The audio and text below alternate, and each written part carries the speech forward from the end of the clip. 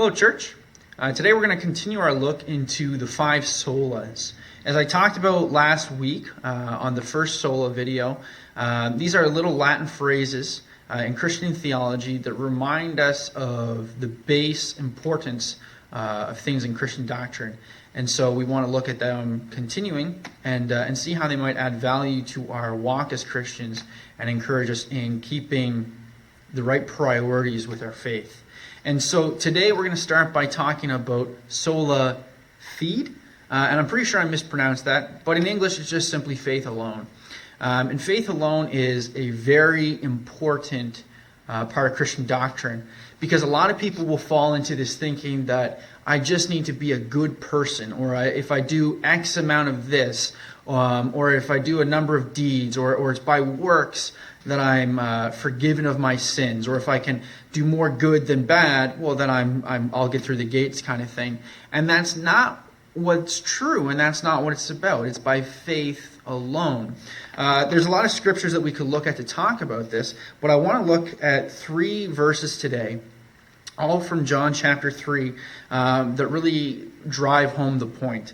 And it's verses 14, 15, and probably the most famous Bible verse there is John 3:16. But first 14 and 15, it says, "And as Moses lifted up the serpent in the wilderness, so must the Son of Man be lifted up, that whoever believes in him may have eternal life." Now, what is this talking about? It's talking about a time where the Israelites, they had turned away from God, and so God brought them back to him by sending these serpents, which were biting people, and the people were dying out in the wilderness from these serpent bites. And God told Moses to craft this bronze, I believe it was bronze snake, and then lift it up. And whoever looked at the snake, then the poison left them, and they were restored, and they were safe. And he says that the Son of Man, which is Jesus, would be lifted up. And so it's by looking to him and recognizing what he did that saves us from the poison in our life, which is the human condition, which is the curse of sin that separates us from God. And it's by faith in God that we find that restoration. And so then verse 16, "For God so loved the world that he gave his only Son, that whoever believes in him should not perish, but have eternal life," or everlasting life. And the idea here is that by having faith in God, having faith in Jesus and the sacrifice he made for us, we're no longer in our sin, but we're forgiven by him, we're counted as righteous, and we'll spend eternity in his presence. It's really simple, and there's not much to say on it. And so that's why we're going to talk about one of the other solas as well that's very closely tied with this. And I'm definitely going to probably pronounce this one wrong. Sola Gratia? Gratia?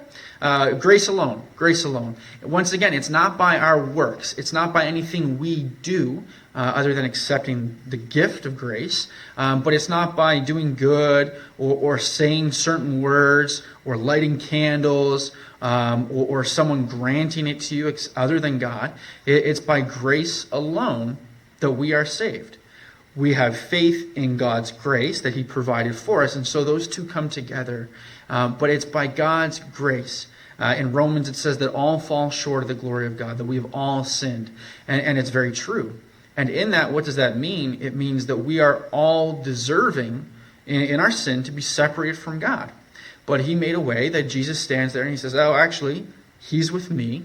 And then we're counted by righteous through God's grace and sacrifice. And that sin is paid for. It's taken away. And so those two are very simple, but they're very important. You are not saved by your good works. You do have good works because God is within you, and good works is the fruit of that. But it's not that gets you saved. It is having faith in Jesus and the sacrifice he made, and accepting the grace that God has given out to us, that we might stand before him, be counted as righteous, be called his sons and daughters, and welcomed into his family. It's a wonderful truth, and it can really help you in your walk to realize that there's nothing I can do. I feel like I fall short of God. You do, but he's made a way to count up for that. And so have faith in God. Recognize the sacrifice that Christ made, and accept God's grace and grow in learning his ways. It's as simple as that. Bless you and have a good day.